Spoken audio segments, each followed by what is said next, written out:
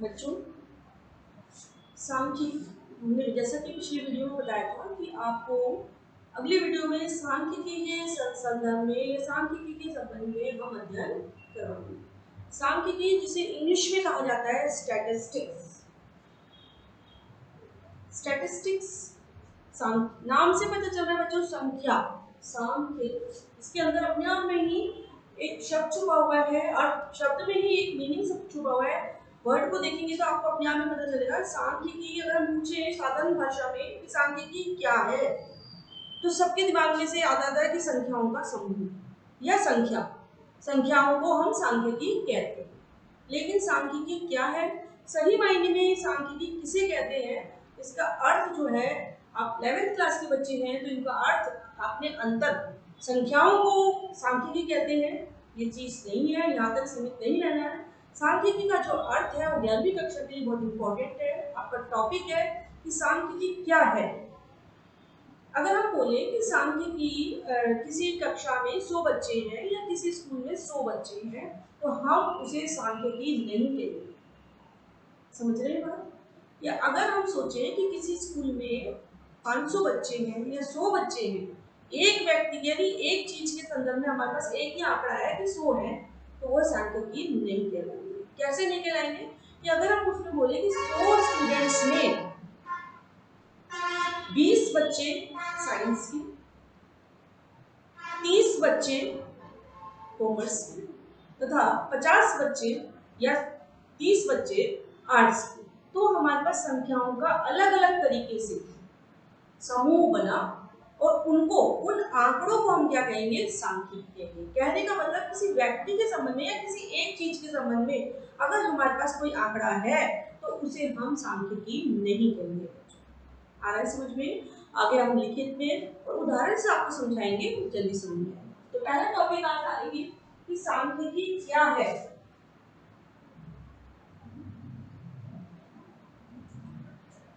लिख सकते हैं सांख्यिकी,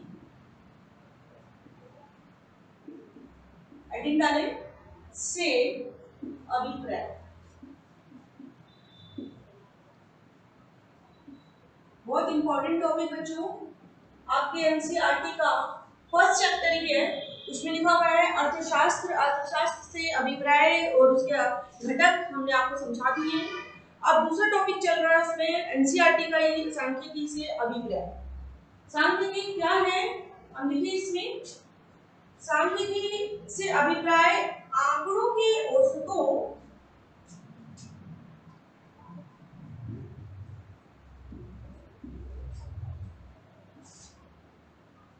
सांख्यिकी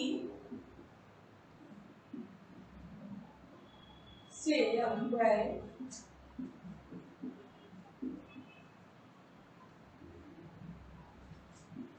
आंकड़ों के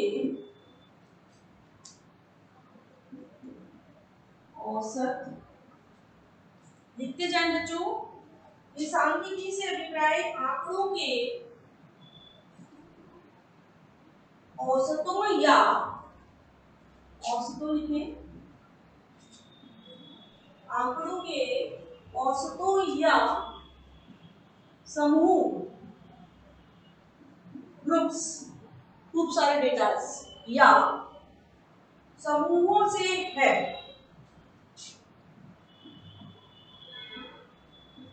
सिंपल सी परिभाषा या सिंपल सा इसका मीनिंग निकाले बच्चों तो यही है कि सांख्यिकी से अभिप्राय आंकड़ों के औसतों या समूह से। ये आंकड़े, एक अगर आंकड़ा आता है कि आपके स्कूल में या आपके कहीं भी किसी भी चीज के संबंध में एक आंकड़ा आपके सामने आता है तो वो सांख्यिकी नहीं कहलाएगा। मान लीजिए पूरे स्कूल में 1000 स्टूडेंट्स हैं, नहीं कहलाएगा। पूरे स्कूल में हर फैकल्टी से कितने कितने स्टूडेंट्स हैं, 6th क्लास में कितने, 7th में कितने, 8th में कितने हैं, तो ये जो है आंकड़े आपके सामने आएंगे, इन आंकड़ों का जो समूह है वो क्या कहलाएगा, सांख्यिकी कहलाएगा। टोटल कहने का मतलब है कि आंकड़ों का समूह ही सांख्यिकी कहलाता है। ग्रुप्स होने चाहिए, एक अगर आंकड़ा है तो सांख्यिकी नहीं है। ये नहीं, छोटे सरल भाषा में यहाँ हम कह सकते हैं बच्चों कि जिनका किसी अन्वेषण, इसके अंदर भी हम लिख सकते हैं कि जिनका किसी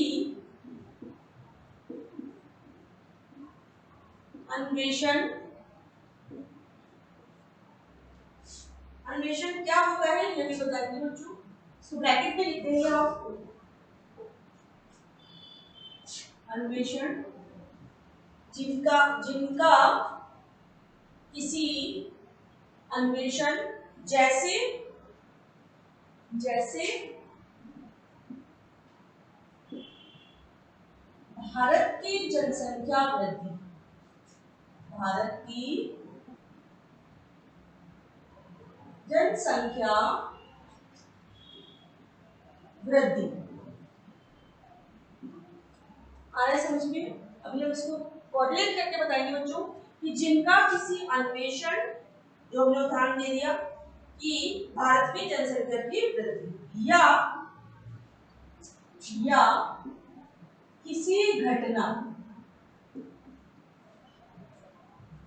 किसी घटना। अब घटना में हमने उदाहरण में दे दिया बच्चों जैसे किसी वस्तु की मांग, जैसे किसी वस्तु की मांग एवं कीमत में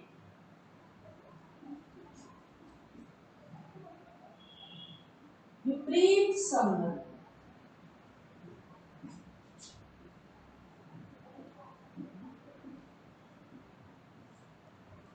किसी वस्तु की मांग एवं कीमत में विपरीत संबंध, यानी यहाँ पे बताया था किसी घटना और किसी अन्वेषण दोनों का उदाहरण दे रखा है बच्चों से संबंध होता है, से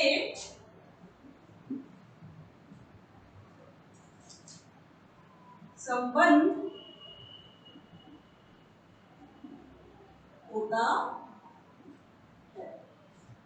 तो इस चीज से बच्चों आपको साफ पता चल रहा है कि यदि किसी जिनका किसी अन्वेषण या किसी घटना, अन्वेषण में जैसे भारत की जनसंख्या वृद्धि 125-30 करोड़ के लगभग है बच्चों, या किसी घटना कि कोई भी अर्थशास्त्र में कोई घटना जैसे किसी वस्तु की मांग एवं पूर्ति में विपरीत संबंध को से होता है, से संबंध होता है, तो उसको हम क्या कहेंगे, सांख्यिकी कहेंगे। इसी तरह से हम दूसरी बात बोले इसी संदर्भ में, इससे रिलेटेड भी एक तो बात यह है कि आंकड़ों का समूह किसे कहेंगे।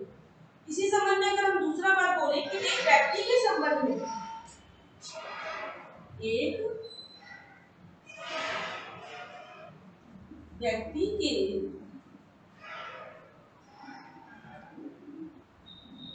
संबंध में किसी संख्यात्मक सूचना, किसी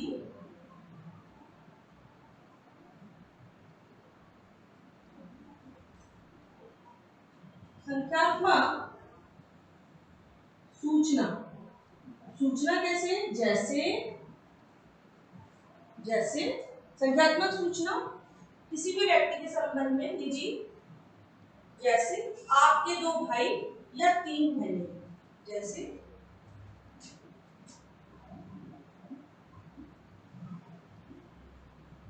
दो भाई या 3 बहनें हैं।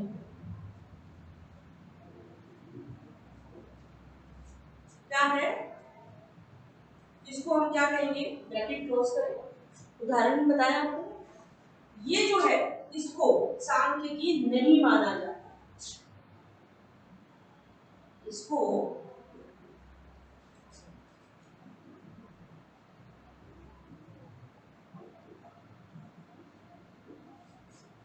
नहीं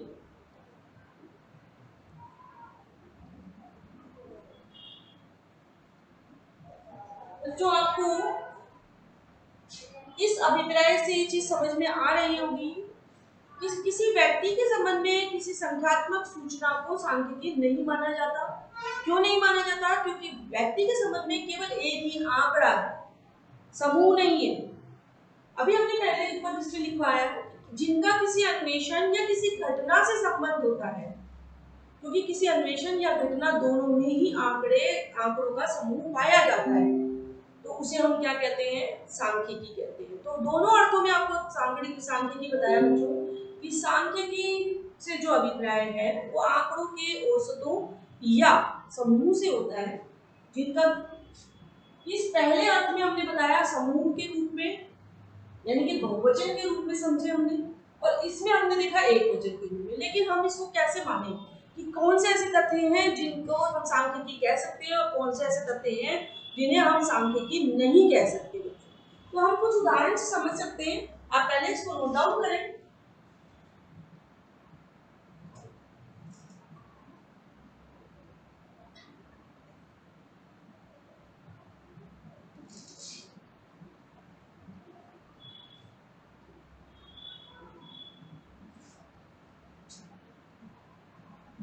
इसके नीचे बच्चों हम लिख सकते हैं कि अतः सभी सांख्यिकी आंकड़े हैं। अतः तो निष्कर्ष पे हम पहुंचे हैं, अतः सभी सांख्यिकी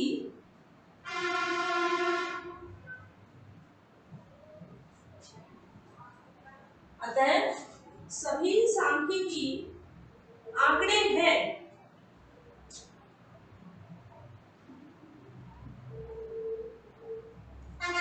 परंतु सभी आंकड़े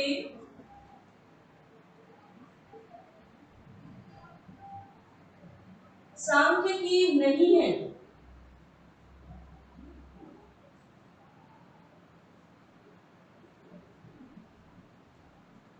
परंतु सभी आंकड़े सांख्यिकी नहीं है। कहने का मतलब जो हमने यहाँ पर बताया वो सांख्यिकी नहीं बताया, लेकिन यहाँ पर जिसका अभिप्राय समझाया वो सांख्यिकी है। तो इस तथ्य में हमारी पहली बात सामने शामिल हो रही है कि सभी सांख्यिकी आंकड़े हैं, लेकिन सभी आंकड़े सांख्यिकी नहीं है। बहुत इंपॉर्टेंट बात बच्चों, दोनों में अंतर दिख रहा है कि सभी सांख्यिकी तो आंकड़े हैं, लेकिन सभी आंकड़े सांख्यिकी नहीं। कि केवल एक से संबंधित कोई आंकड़ा मिलता है तो हम ये नहीं कह सकते कि वो सांख्यिकी कहलाए है। बहुत सारे आंकड़े मिलते हैं, बहुत सारी संख्याएं होती है, संख्या समूह मिलता है हमें, तो हम उसको बोल सकते हैं कि ये सांख्यिकी है। नोट डाउन करें।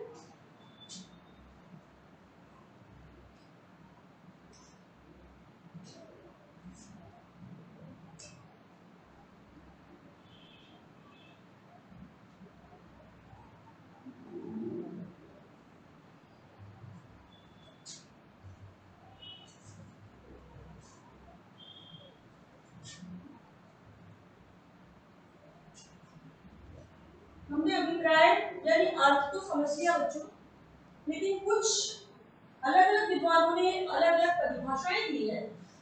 परिभाषाएं भी सांख्यिकी से संबंधित नहीं है, क्योंकि हमारे पास हमने देखा कि सभी सांख्यिकी आंकड़े हैं, परंतु सभी आंकड़े सांख्यिकी नहीं।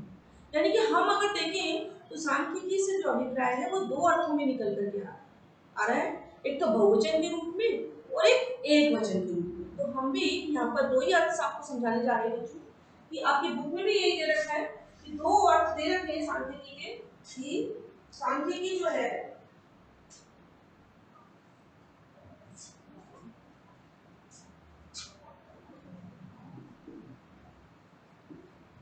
सांख्यिकी की परिभाषा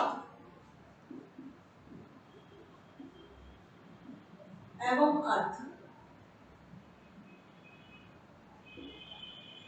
अगर प्रश्न आता है सांख्यिकी का अर्थ बताइए या समझाइए, तो आप उसको भी दो अर्थों में समझाएंगे कि सांख्यिकी का जो अर्थ है वो दो अर्थ में निकलता है, एक तो बहुवचन के रूप में और एक वचन के रूप में।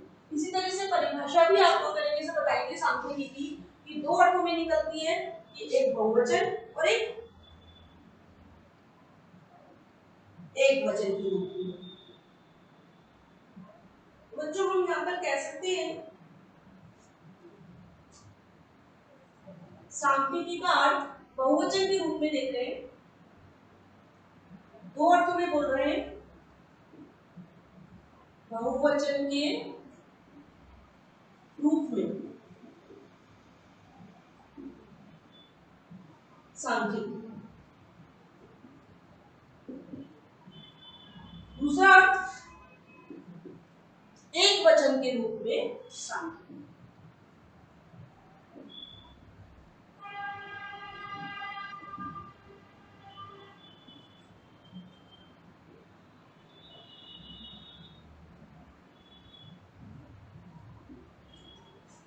कहने का मतलब बच्चों दो अर्थों में निकल के आया। हमने जब सांख्यिकी का अभिप्राय पढ़ा तो दो अर्थों में समझ में आया हमें कि हमने देखा कि बहुत सारे आंकड़े हमारे सामने हैं तो वो सांख्यिकी है, तो वो तो हो गया ये वाला प्रकार हमने उसका। लेकिन अगर हम किसी देखें कि एक व्यक्ति या एक संस्था या एक से संबंधित अगर कोई सूचना है तो वो सांख्यिकी नहीं कहलाती, आंकड़ों से संबंधित। तो अब ये दूसरा अर्थ। तो अभी जो हम अध्ययन करेंगे वो बहुवचन के रूप में सांख्यिकी का अर्थ पढ़ेंगे बच्चों। इसमें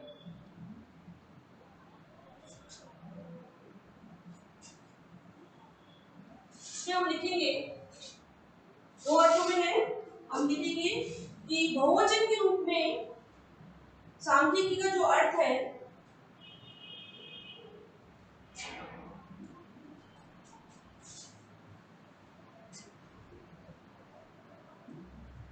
बहुवचन के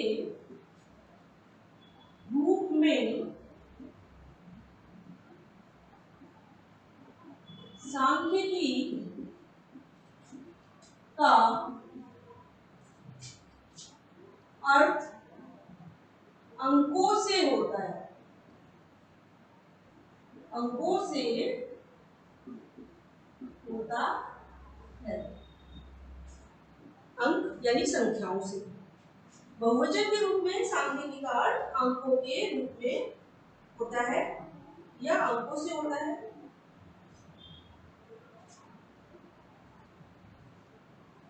इन अंकों के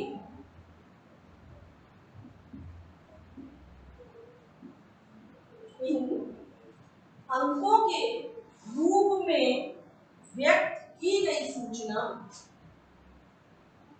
रूप में व्यक्त की गई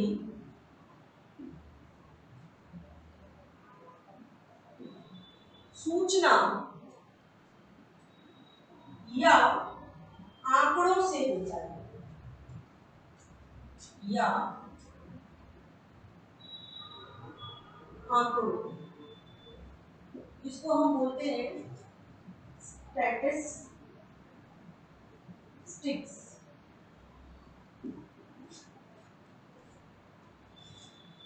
सूचना या आंकड़ों जिसको हम बोलते हैं स्टैटिस्टिक्स से होता है।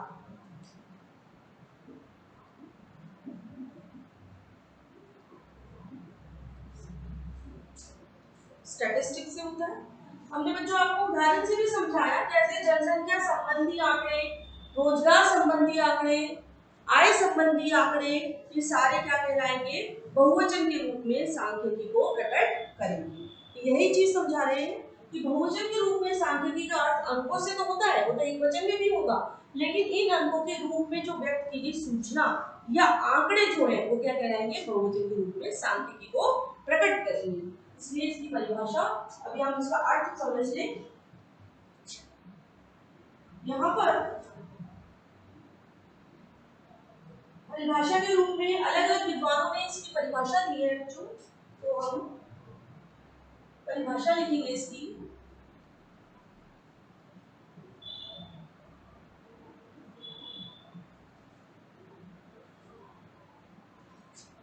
अलग अलग हेडिंग डालें हम, इसमें लिखे ए एल बाउले के अनुसार, अर्थशास्त्री है ए एल बाउले के अनुसार।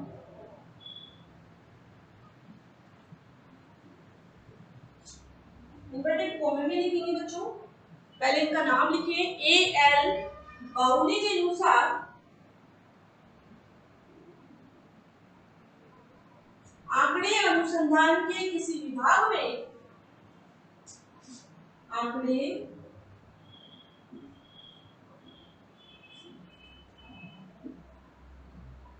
अनुसंधान के किसी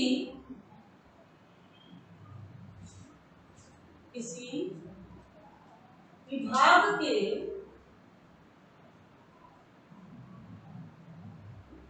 इनके अनुसार बताया बच्चों, ए एल बाउले के अनुसार आंकड़े अनुसंधान के किसी विभाग में तथ्यों के संख्या के रूप में तथ्यों के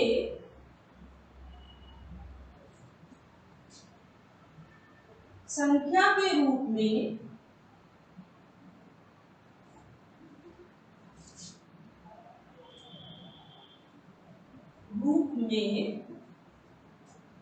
आंकड़े अनुसंधान के किसी विभाग में तथ्यों के संख्या के रूप में ऐसे विवरण होते हैं, ऐसे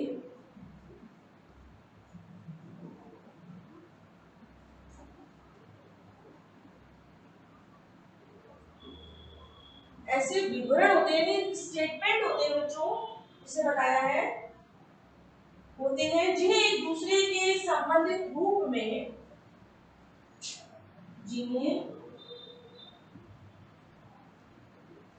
एक दूसरे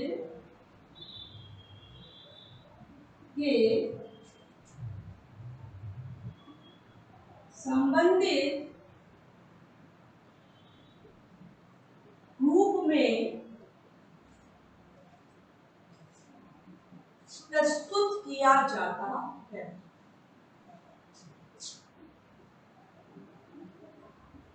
प्रस्तुत किया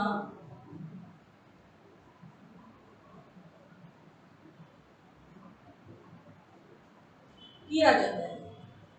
तो देखिए बच्चों, बहुवचन के रूप में सांख्यिकी का जो अर्थ है वो अंकों से होता है, लेकिन इन अंकों के रूप में जो व्यक्ति की सूचना या आंकड़े जो होते हैं वो बहुवचन के रूप में सांख्यिकी कहलाते हैं। इसी संदर्भ में परिभाषा ए एल बाउले के अनुसार उन्होंने लिखा है कि उनके विचार है कि आंकड़े अनुसंधान के किसी भी भाग में तथ्यों के संख्या के रूप में ऐसे विवरण होते हैं, यानी कि ऐसे आपके फैक्ट्स हैं, वास्तविक जो ओरिजिनल आपके तथ्य हैं, एविडेंस है, उनका स्टेटमेंट है, जिन्हें एक दूसरे से के संबंधित रूप में प्रस्तुत किया जाता है। जैसे जनसंख्या संबंधी आंकड़े, रोजगार संबंधी आंकड़े, आय संबंधी आंकड़े एक दूसरे से कोरिलेट करते हुए आपको सामने प्रस्तुत किया जाता है। यानी कि आंकड़ों को सबसे पहले संग्रहित करना पड़ता है।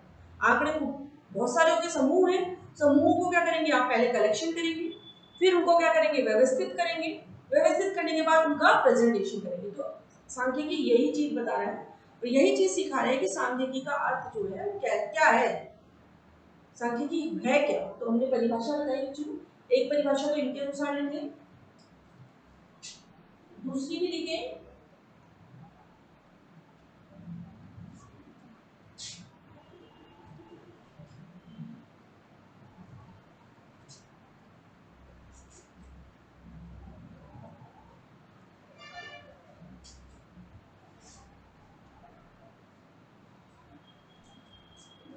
इसी तरह से दूसरे विद्वान ने भी एक परिभाषा दी है, लिखे वॉलिस एंड रॉबर्ट्स के अनुसार। वॉलिस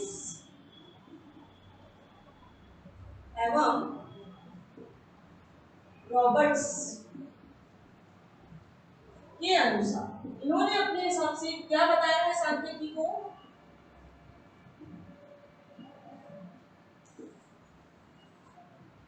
वॉलिस एवं रॉबर्ट्स के अनुसार समग्र तथ्यों के परिमाणात्मक पहलुओं के, उन्होंने लिखा है समग्र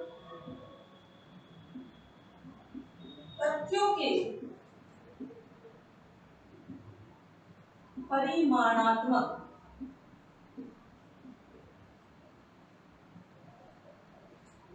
ध्यान देने वाली बात है बच्चों, परिमाणात्मक जिसको मापा जा सकता है, परिमाणात्मक पहलुओं के संख्यात्मक विवरण होते हैं।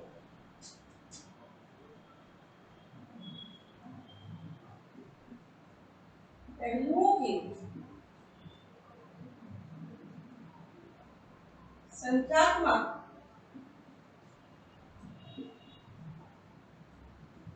विवरण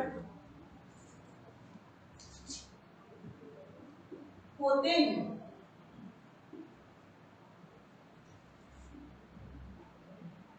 साथ ही में इन्होंने लिखा है बच्चों कि जो मदों की गिनती या माप के रूप में प्रकट करते हैं, जो मदों की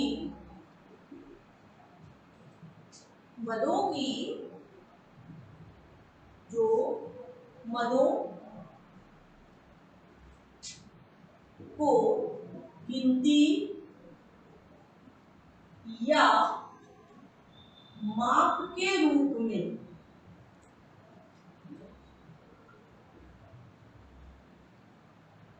प्रकट करते हैं।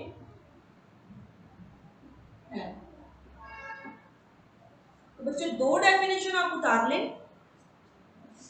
इन दो डेफिनेशन के द्वारा हम सांख्यिकी की परिभाषा को समझ सकते हैं। इनमें से आपको जो डेफिनेशन याद हो वर्ड टू वर्ड उनको आप इन्वर्टेड कॉमा में लिखिए। जैसा कि वॉलिस एवं रॉबर्ट्स के अनुसार उन्होंने लिखा है कि समग्र तथ्यों के परिमाणात्मक पहलुओं के संख्यात्मक विवरण होते हैं। इसमें भी वही स्टेटमेंट दिया है, जो मदों को गिनती या माप के रूप में प्रकट करते हैं। यानी कि एक मेजरमेंट होता है बच्चों, जिसको हम लिख देते हैं कि इसके अंतर्गत इतनी चीज है, इसमें इतनी संबंधी है। जैसे मान लीजिए जनसंख्या संबंधी हमने आंकड़े इकट्ठे की कि देश में 125 करोड़ या 130 करोड़ के लगभग जनसंख्या। दूसरा राष्ट्रीय आय से संबंधित हमने कुछ आंकड़े इकट्ठे किए, इस रोजगार से संबंधित कुछ आंकड़े इकट्ठे किए। तो इन आंकड़ों का जो समूह है, संख्यात्मक जो विवरण है, उनको क्या करेंगे, गिनती या माप के रूप में प्रकट करते हैं। तो उन्होंने यही कहा है, बहुवचन के रूप में एक तरीके से सांख्यिकी का अभिप्राय या परिभाषा के रूप में आपके सामने प्रस्तुत किए बच्चों। तो इसको आप लिखें, नोट डाउन करें।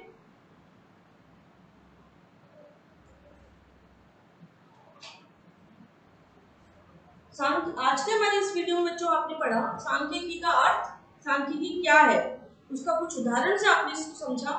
दूसरा हमने सांख्यिकी से अभिप्राय समझा कि सांख्यिकी का जो अर्थ है वो दो अर्थों में निकला है, एक तो बहुवचन के रूप में और दूसरा एक वचन के रूप में।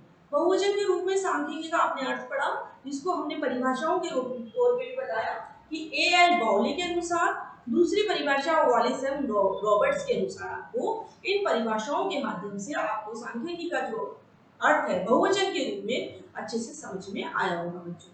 तो हमारे इस वीडियो में आप सांख्यिकी का अध्ययन के साथ साथ अगले वीडियो में सांख्यिकी की कुछ विशेषताएं भी पढ़ेंगे। देखिए अभी तो एक ही अर्थ शुरू हो रहा है, बहुवचन के रूप में हमने सांख्यिकी को समझा है, हमारा एक वचन के रूप में भी सांख्यिकी का अध्ययन बाकी है। तो बहुवचन के रूप में सांख्यिकी का अर्थ और अभिप्राय तो समझ लिया बच्चों, लेकिन इसकी कुछ ऐसी विशेषताओं के बिंदु हैं जिनके आधार पर हम सांख्यिकी को और भी बहुत गहरे तरीके से या विस्तार पूर्वक हम इन विशेषताओं के आधार पर इसका अध्ययन कर लेंगे। तो हमारे अगले वीडियो में सांख्यिकी जो बहुवचन रूप में है या बहुवचन संज्ञा जिसको हम बोल सकते हैं, इसके रूप में इसकी विशेषताओं के कुछ बिंदु लेकर के आपके सामने आएंगे। उन बिंदुओं के आधार पर आपको सांख्यिकी बहुत अच्छे से समझ में आ गया होगा। आज भी आपको शॉर्ट में समझ में आ गया होगा कि सांख्यिकी का जो अर्थ है वो समूह से होता है, केवल एक संख्या से नहीं होता। हमने लास्ट में कंक्लूजन दिया कि सभी सांख्यिकी आंकड़े हैं, परंतु सभी आंकड़े सांख्यिकी नहीं है। इसके कुछ उदाहरण से भी आपको समझाया कि एक व्यक्ति की जेब में मान लीजिए 100 रुपए है, तो ये सांख्यिकी नहीं है। एक व्यक्ति की जेब में पैसा है, सांख्यिकी नहीं है। लेकिन 4 व्यक्ति की जेब में पैसे हैं तो वो सांख्यिकी कह रहे हैं, क्योंकि उनका समूह है।